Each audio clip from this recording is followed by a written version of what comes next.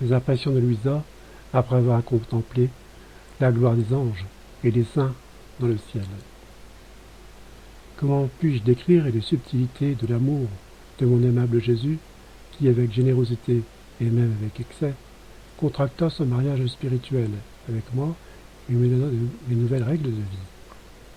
À plusieurs reprises, il emporta mon âme avec lui dans le paradis, pour que je puisse y entendre les esprits bienheureux chanter sans cesse des hymnes de gloire et de remerciement à la divine majesté. Je contemplais les différents cœurs des anges et des saints. Tous étaient immergés dans la bonté de Dieu, absorbés par son immensité. Comme je regardais autour du trône de Dieu, je vis plusieurs lumières resplendissantes, infiniment plus resplendissantes que le soleil. Ceci me permit de voir et de comprendre les vertus intrinsèques et les attributs de Dieu qui, de leur essence, sont communes aux trois personnes divines. J'étais capable de comprendre que les âmes bénies, ensemble ou en succession, jouissent de cette lumière et en restent ravies. Et malgré les siècles sans fin de l'éternité, elles ne comprennent jamais complètement Dieu. Ceci parce que les esprits créés ne peuvent pas comprendre la majesté, l'immensité et la sainteté de Dieu, un être incréé et incompréhensible. De ce que j'ai vu et appris, j'ai aussi compris que les esprits angéliques et les bienheureux participent aux vertus de la Trinité, quand ils baignent dans cette lumière. Tout comme, quand nous sommes exposés à la pleine lumière du soleil, nous en sommes réchauffés. Ainsi, les anges et les saints, en présence du soleil éternel de Dieu au paradis, sont investis de l'éternelle lumière, et ainsi ils ressemblent à Dieu.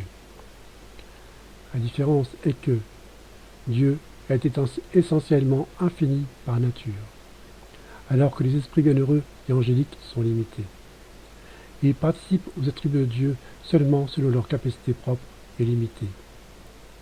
Dieu, le soleil éternel et infini, donne tout de lui-même sans jamais rien prendre, sans jamais rien perdre, alors que les créatures, qui sont essentiellement participantes, ressemblent au soleil éternel, seulement selon la très petite grandeur et magnitude de leur propre soleil. J'ai nettement l'impression que tout ce que je viens de dire est inexact et inadéquat, car ce que j'ai appris dans ce voyage béni pourra certainement pas être bien compris à partir de mes mots.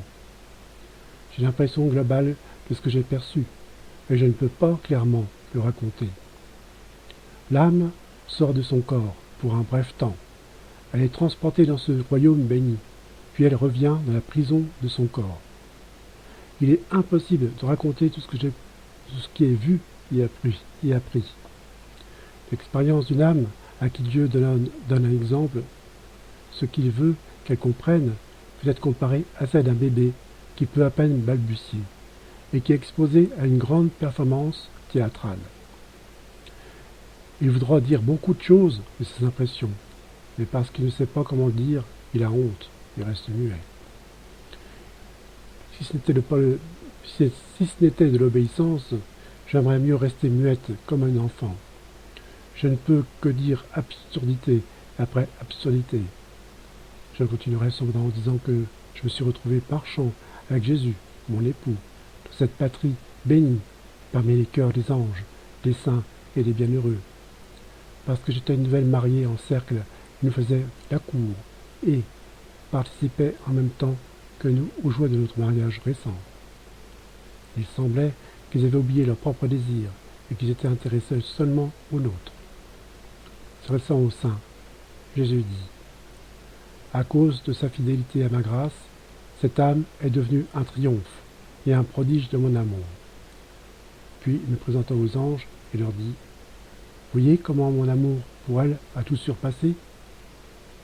Il me plaça ensuite dans le siège de gloire pour lequel il m'a rendu digne.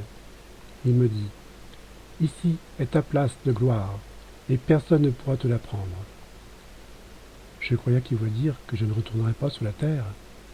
Mais, hélas, du moment que je fus convaincu de cela, je me suis retrouvé entre les murs de mon corps.